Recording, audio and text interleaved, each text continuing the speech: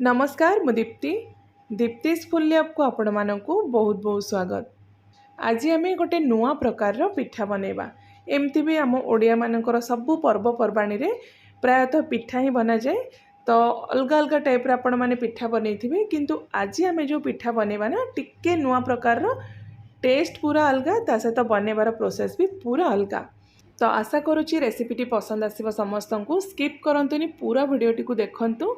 देखि सारला परे जदि आपनको रेसिपी पसंद आसुची प्लीज वीडियो को लाइक आउ शेयर कर दिंतु। चैनल नुआ देखुले चैनल को सब्सक्राइब करने बिल्कुल भी भूलंतुनी।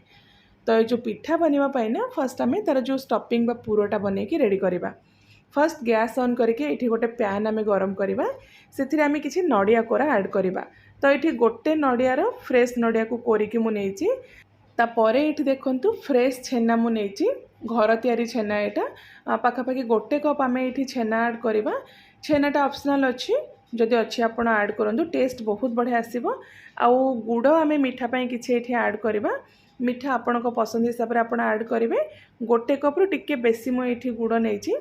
तो सबू जिनस को एबे आम मीडियम फ्लेम रे भल भाव में मिक्स करवा। गुड़टा मेल्ट होगा जाए ये कुक करवा। तो ये जो पूरा रे ना आपण मन पसंद सबू ड्राई फ्रुट्स भी आप नहीं पारे। जो ड्राई फ्रुट्स पसंद जमती काजू, आलमंड, किसमिश ए सबू किसी को आपण छोट छोट खंड करके मिक्स करें। ये देखंतु ए टाइप रो गुड़टा आमर मेल्ट होगी पूरा सहित मिक्स होगा जाए आम यहाँ को भाजवा। तो बेसी यहाँ को भाजबेनी।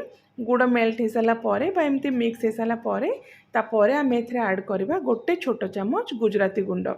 आउ एक्सट्रा किसी मिक्स करवानी। गुजराती गुंड दे सारापर सब जिनस को पूरा भल से मिक्स करदे। तापर गैस फ्लेम को बंद करवा।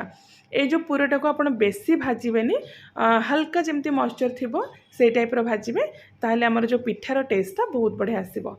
तो पूरा आमर ये रेडी हो गला। यहाँ को एबे साइड रखीदेवा। नेक्स्ट ये देखंतु गोटे बड़ जगह बा बड़ मिक्सिंग बोल मु नेइची।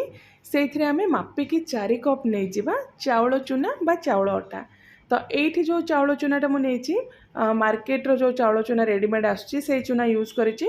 आपण जदि चाहिए घरे चाउल बतुरेकी से चूना बाहर करके से चूनाटा को भी आपण यूज करें। तो जेकोसी गोटे जगह आप फिक्स करदे से जगार चाउल चूना आप मापिकी नेबे। तापर से आम अधा छोट चामच लुण देकी सुखिला भल भाव आमर चाउल अटा सहित मिक्स करदबा। तो एबे आम कौन करवा ना, जो कप्रे बा जो जगार आप चाउल चूना मापी ना से जगटा पानी आउ क्षीर मापिबा यूज करेंगे। तो ये देखंतु से कप्रे गोटे कप मु क्षीर नहीं आउ क्षीर पानी जो आप नेबे ना पूरा गरम करदे। से गरम क्षीर पानी आप यूज करेंगे। तो ये गोटे कप आम ए गरम क्षीर मिक्स करदबा। तापर ये देखंतु किछि गरम पानी मु नेइची। पानी को आपण गरम करेंगे, फुटिबा स्टेज जाए गरम करेंगे। से पानीटा को आप यूज करेंगे। तो सेम कप्रे गोटे कप मापिक आम ए मिक्स करवा। आउ गोटे कप मापिक आम साइड रखीदबा। से कप पानीटा आम धीरे धीरे करके मिक्स करवा। तो टोटाल ये 4 कप चाउल चूना आम 3 कप पानी आउ क्षीर मिक्स करके यूज करवा। जदि आप चाहिए खाली क्षीर भी यहाँ डोटा को बनई पारे, ना खाली पानी रे भी बनई पारे। क्षीर देले पिठाटा आमर बहुत नरम हम। आउ एठी जदि आपण कम परिमाण रे बनवाई चाहते पिठा तो कौन करेंगे ना, चाउल चूनार परिमाण आप अधा करदे। से हिसाब से क्षीर और पानी परिमाण भी अधा करके आप यूज करेंगे।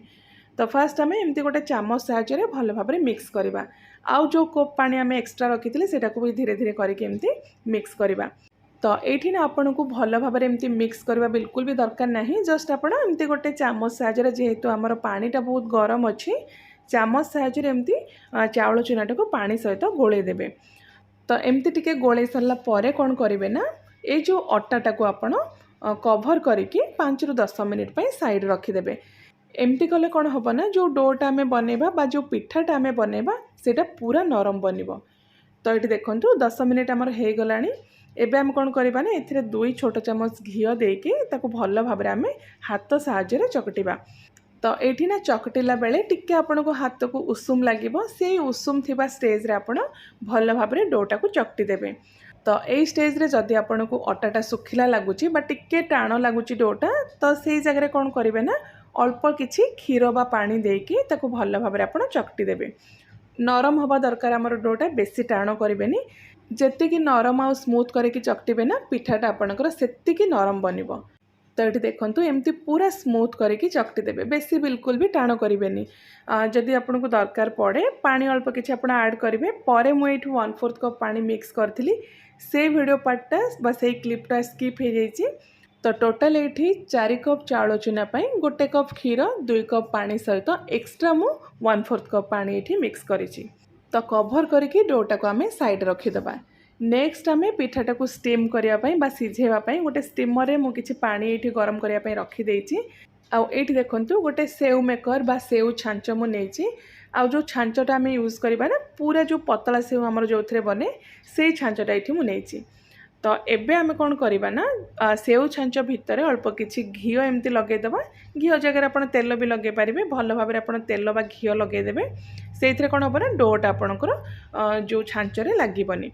तापर ये देखूँ गोटे प्लास्टिक सीट मुझे जेकोसी क्षीर पैकेट हो बा तेल पैकेट को आप एमती काटिकी यूज करेंगे। तो से भी आम भल भाव घी लगेदेवा। एबे आम डोर किछि परिमाण रे जति आपणकर सेव छांच बा सेव मोल्ड रे आसीबो सेतिकी डोर पार्ट नहीं कि आम ता भितर सेट करवा। आउ रेस्ट जो डोटा आमर रहिबो ताको आम कभर करके एगेन साइड रखीदवा, सेटा आम पर यूज करवा। तो ये जी परिमाण में आसला मुझे भर्ती करदे, रेस्ट को आम एमती कभर करके साइड रखीदवा। तो एबे हम कौन करवा ना जो प्लास्टिक सीट उपर आम घी लगे से सीट उपर नॉर्मली आपन जेमती सेव बनाती से टाइप रो एमती सर्कुलर मोशन रे आम बनैबा। तो वीडियो रे मु आपनको जेमती देखौछि आपन सेमती बनेबे, बहुत ही इंटरेस्टिंग लागिबो बनेबा पई। गोटे दुटा बनैला परे आपनको आइडिया पळे आसीबो केमती आपन बनेबे। तो ये ना मुझे 3टा राउंड एमती सर्कुलर मोशन रे बुलेछि। तापरे मझी रे आमे जो नडिया पुर बनैकी रखिथिले ताको पूरा सेंटर रे रखिकी एमती दुई पट साइड पॉलिथीन सीट को लेकिन आमे भल भाव एमती प्रेस करदबा। देखंतु एमती पिठाटा बनिबो आ बहुत ही इंटरेस्टिंग लागिबो बनेबा पई। ता सहित पिठाटा देखंतु हमर केते सुंदर लागुची। तो ये जदि आपको बड़ साइज पिठा बनवार अच्छी से हिसाब से सर्कल आप बड़ रखिकी ऊपर को ऊपर एमती सेव बनइबे। आदि छोट पिठा बनवार अच्छी सर्कल आप छोट रखिकी एमती ऊपर को ऊपर 3टा राउंड नहीं कि सेव बनइबे। गोटे दुटा बनैला पूरा आइडिया आपको पलि आसो केमती आप बनइबे। तो मझीरे आपड़ एमती पूरा रखिकी दुई पट साइड रू पॉलिथीन सीट को लेकिन एमती हल्का सा प्रेस करदेबे।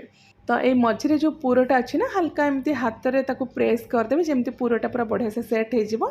तापर पॉलिथीन सीट को लेकिन आप हल्का से एमती पूरा जेंटली प्रेस करदेबे। आउ जो एज गुड़ाक अच्छी जदि आप चाहिए एमती हाथ में टिके साइज करें।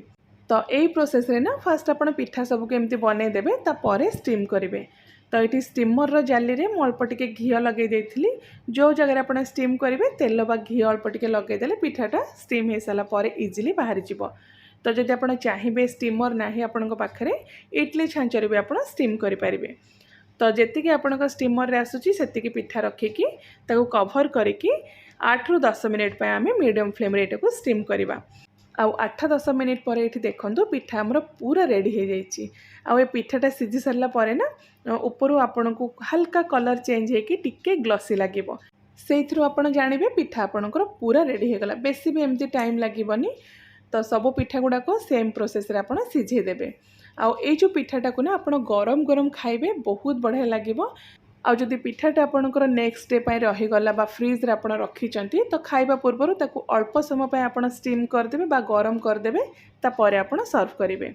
देखंतु पिठाटा भांगिक आपको देखौछि केते नरम हेछि। तो आग को रज भी आसूची एथरक रजरे आपण ये नुआ प्रोसेस रे नुआ प्रकार पिठाटा को बनातु निजे खातु समस्त को खुआतु केमती लगिला आपणकर मतामत भी मो सहित निश्चय शेयर करंतु। तो मु आउ थरे आपण मानक पई गोटे बहुत ही बढ़िया नुआ रेसिपी नहीं आसीबी। Till then take care and bye bye.